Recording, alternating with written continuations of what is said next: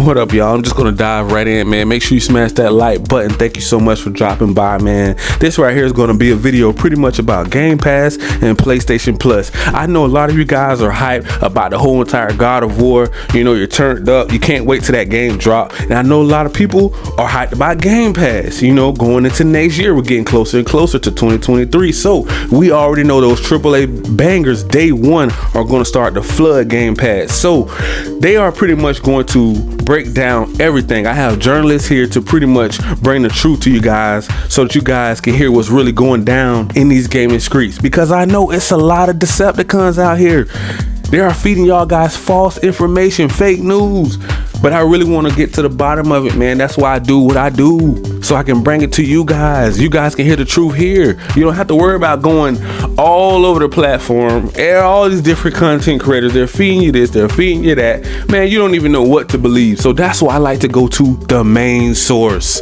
The people that are in the gaming industry, that knows everything about it, all of the ins and the outs. I don't like to listen to all the fanboys. I don't like to listen to all the ponies, because I already know they're going to move the goalposts more towards Sony.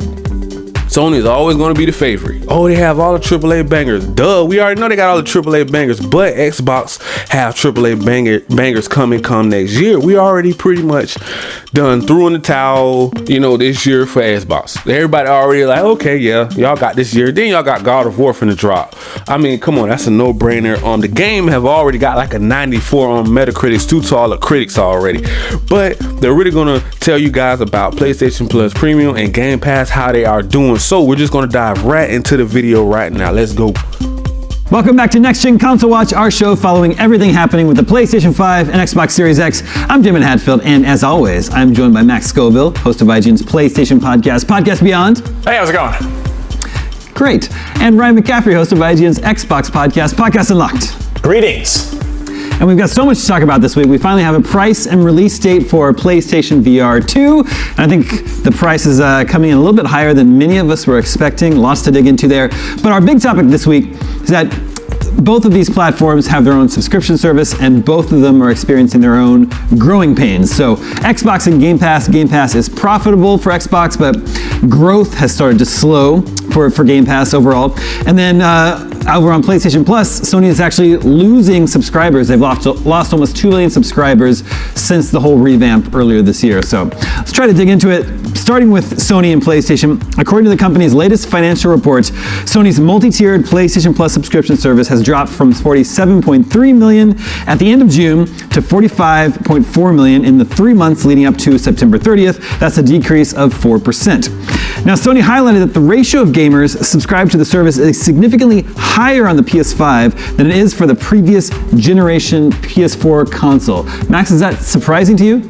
So there are a lot of factors here. The PlayStation 5 thing, I think it makes sense, because obviously I think the kind of people who are going to, you know, throw down $500 at launch for a new piece of hardware are also the kind who are going to be like, yeah, I'll sign up for the subscription thing. But there are a few things going on here. First of all, I think a lot of people just doubled down on entertainment during the pandemic, and things are starting to open up again, so people are, touching grass, as it were. Also, just, subscriptions are kind of down across the board. Like Netflix and HBO Max both had subscriber drops in the millions, and it's, there's plenty of other factors at play here. The big one, of course, is Sony introduced the modified PlayStation Plus sort of 3-tiered approach to things, which has been divisive. Yeah, I mean, do you think this is actually people saying, nope, I do not like the new service, I'm unsubscribing? Because they could have just kept, the lowest tier and things wouldn't have changed for them, right? I don't think it's that simple. I think this is honestly probably like sort of a natural drop for things. And in the same way that Game Pass seems like a pretty cut and dry deal right there, but apparently they're having trouble meeting their goals too. I don't know. I think there is a weird sense of looking at the the highest premium tier for PlayStation Plus. It sounds expensive, and then you look at it on paper, and it's actually it's about the same as Game Pass. But I think the fact that there's 2 other cheaper options makes it sort of seem a little bit nebulous there. Well, even with a 4% dip and now 45.4 million subscribers, that's still roughly twice as many as Xbox Game Pass has. 25 million, I think, is the most recent publicly reported numbers that we've seen. So over on Xbox, Phil Spencer's been making the rounds recently, talking a lot about Game Pass and about other things like the whole Activision Blizzard acquisition. Some of his quotes are that we're seeing incredible growth on PC for Game Pass. On console, I've seen growth slow down, mainly because at some point you've reached everybody on console that wants to subscribe. Ryan, what do you make of that? We've been talking about Xbox Game Pass for years now, best deal in gaming, but it has been years now. Like, you think they're really just reaching all of the Xbox owners out there that would be interested in Game Pass? No, not even close. Their problem is it's a first-party game problem. It's the same problem we've been crying about all year. We thought last year was the dam breaking and us finally getting some high-quality, consistent first-party releases. 2022 has shown us that is not the case. And so, to Max's point, I agree. It's people cancel subscriptions for things that they're not actively using.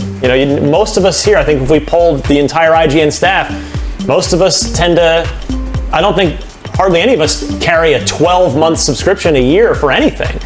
You maybe have one or two that are kind of your backbone, but you pick and choose. I just canceled Hulu. I had a month of Hulu, wanted to catch up on some shows, and now I'm good. I don't need that anymore. I'm good till the next round of shows that I want to catch up on pops up. And there just haven't been any big first-party tentpole games, no big exclusives on Xbox in all of 2022. There have been good games, good stuff on Game Pass, don't get me wrong, but as far as stuff that would make you want to jump back in and go, because it's not just one game that you want to subscribe to Game Pass for, it's going to be a larger swath of games all hitting at the same time. And in 2021, they had that. They had a great second half of the year, particularly the fall. This year, that has not been there. So, no, I think it is purely a function of a lack of content, unfortunately. So then next year rolls around. If we do finally end up getting Starfield, Redfall, Diablo 4, Soccer 2, would you expect to see significant growth in Xbox Game Pass subscribers next year? I don't know if it's going to be significant, but yes, it's going to start to grow again, because I also think we're going to be seeing a price increase on Game Pass next year. Phil alluded to that without explicitly saying Game Pass prices will go up next year. He suggested that software and or Game Pass and or hardware prices will be going up sooner rather than later, and I think Game Pass is naturally going to be definitely the one of those three that does. I don't think hardware will. I think software probably will. That's going to go up to $70 with next year's big games. Maybe even Starfield might, or Redfield, Redfall, pardon me, whichever the first one is, they might just go ahead and enact that for 2023. But I do definitely think Game Pass prices will go up, and I do think the growth will continue. Whether they hit their goals, I don't know what their goals are, because Microsoft doesn't like to publish concrete numbers, unfortunately. But yeah, I think brighter days are ahead for Game Pass. Yeah. The actual quote from Phil Spencer is, I do think at some point we'll have to raise the prices on certain things, but going into this holiday, we thought it was important to maintain the prices. We've held price on our console, we've held price on games, and our subscription. I don't think we'll be able to do that forever. What sort of a price increase would you imagine we might be looking at, Ryan? Well, it's 10 for basic console Game Pass and 15 for Game Pass Ultimate.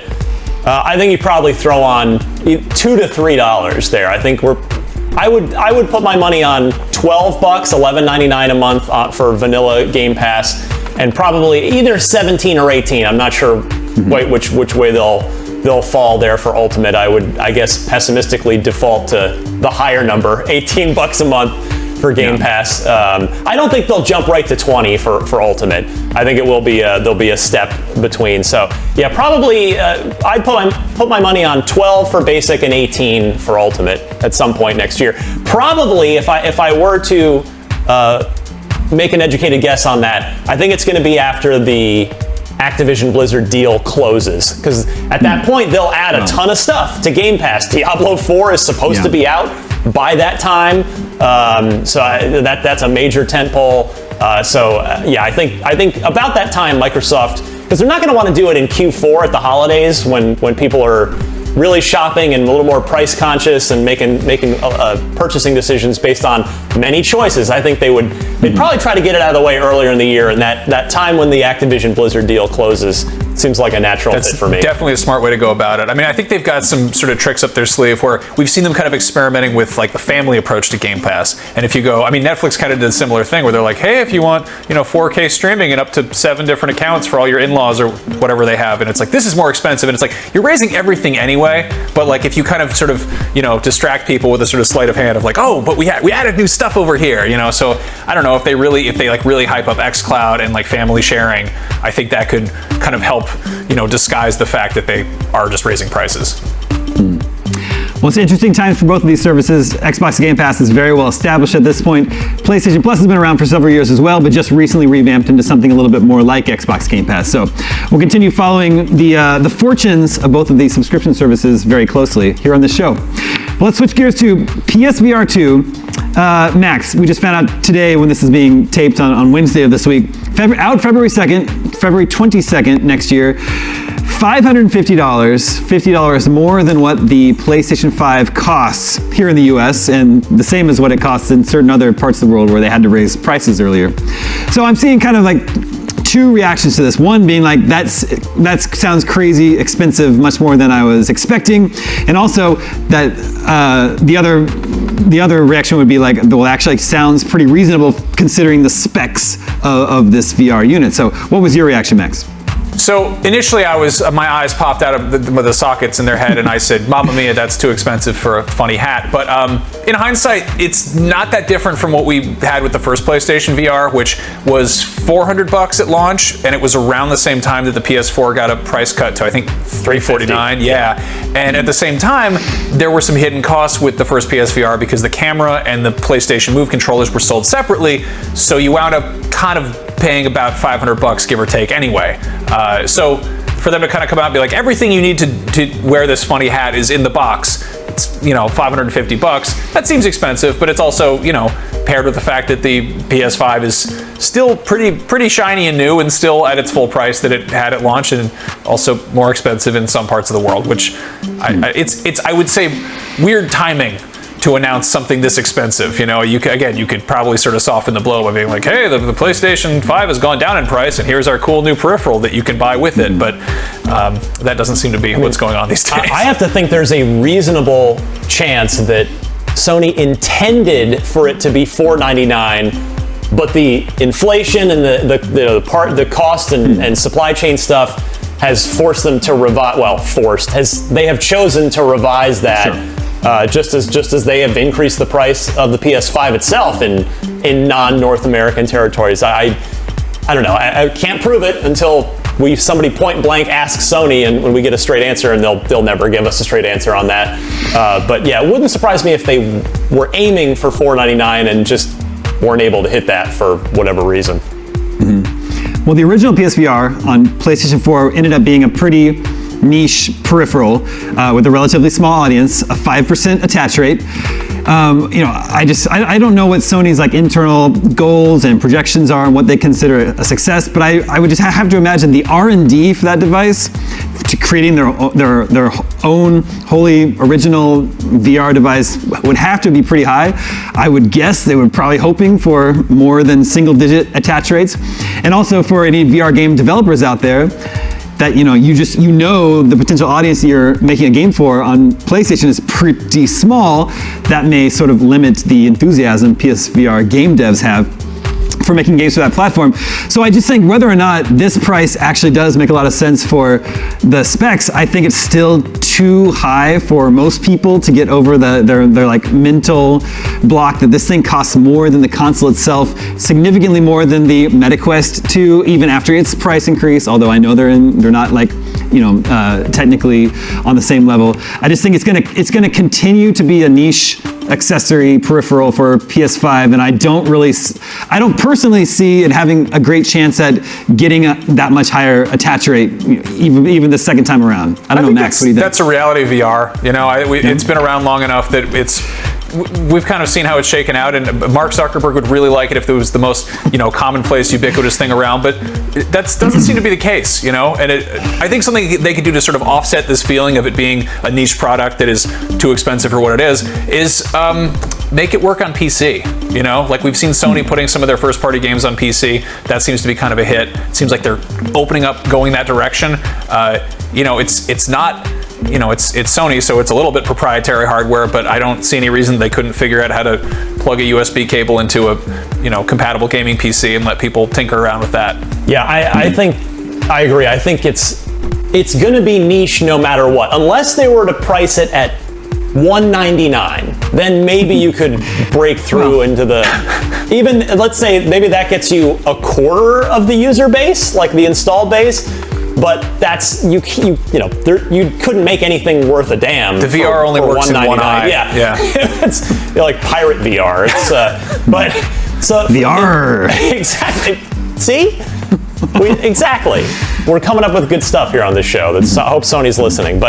And so to that end, I am glad that that the specs are great, even if it means the price is higher, because for me, I was very interested in PSVR when it first launched in 2016, even though, it was dated from the jump. Those Move controllers were ancient, even compared to the Oculus Rift on the PC side. Yeah, no, they were leftover PS3 peripherals. And the camera wasn't good, and there was no room scale.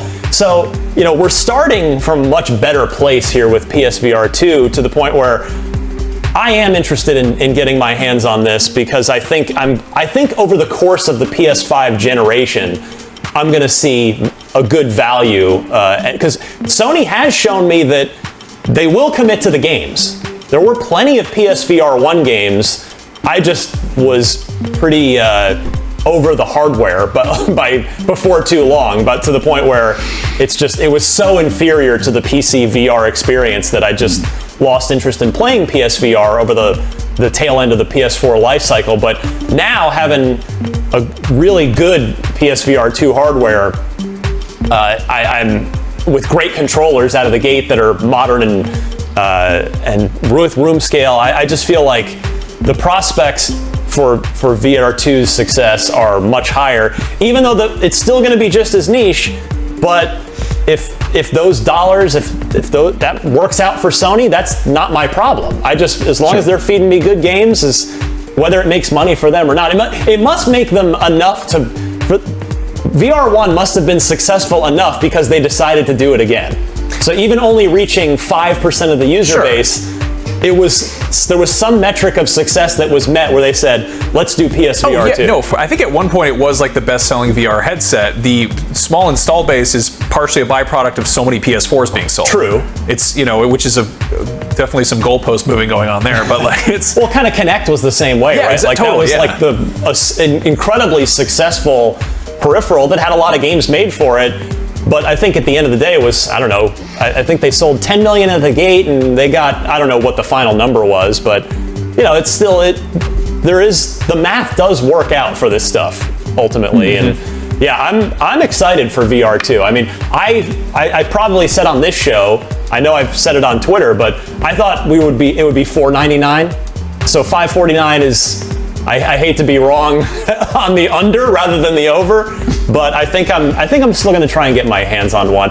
But Valve, Half-Life Alyx, let's go. This is a no-brainer port. This is the best game, in my opinion, of the last 5 years, and far too few people have had a chance to play it. It's got to come to PSVR 2. I'm going to keep saying it on the show until it happens. I'll back you up on that. No, we were talking about this before the show, but I think Valve needs to do, they did the orange box. I think they need to do the teal box, like the other Portal color. You get the Aperture Labs, you get some other greatest hits of Valve VR that's come out there, and then put it on PSVR. Let the console kids take it for a spin.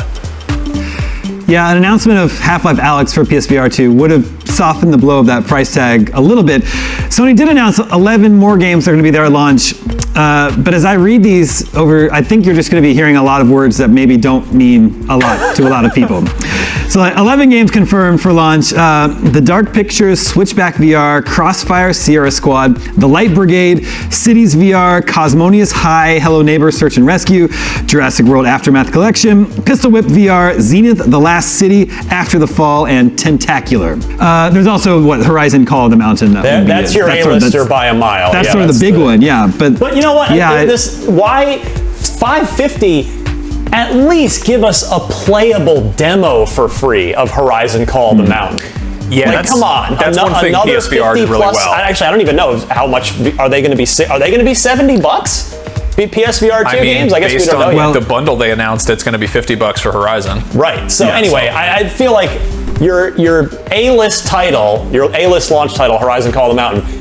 Come on, Sony, get a free playable demo so that you don't have to spend, because otherwise you're spending $550 and you can't even do anything with it. You got to spend more to buy the games too. Yeah, no, I mean that was one thing that the PSVR did really well, is that there were a ton of demos on there, and it was great. And like now, going back to our first story, like there's demos rolled into the highest tier of PlayStation Plus.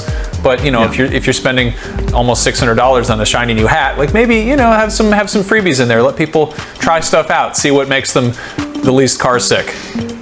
Give it a shot. Yeah, I don't know. $550 out February 22nd. Again, I don't know what Sony's hopes and dreams and predictions are, but I think it's got a tough road ahead of it for convincing people to spend that much money for, once again, Tentacular and Cosmonius High and The Light Brigade. We've got the results of the poll from last episode. We were talking about horror games that are out now and coming to next-gen platforms. So we asked you, what's your most anticipated next-gen horror game? Perhaps unsurprisingly, it's the one that's closest to release, the Callisto Protocol, out this December. That got 37% of the vote, followed by Resident Evil 4 and Dead Space, not too surprising. Coming in way at the bottom of the list was Silent Hill F. While I know people really want a new Silent Hill game, that's the one that's sort of the least known quantity that we just don't really know too much about. And then we want to know a poll for you to vote on for next week, considering we're talking about the subscription services, Game Pass and PlayStation Plus. Some people canceling their subscription services. What's your most essential subscription service? What's the one you would never cancel, the one you're going to keep last? Is it Game Pass? Is it PlayStation Plus? Is it Nintendo Switch Online? Or is it something like your Amazon Prime, your Netflix, your Disney Plus account?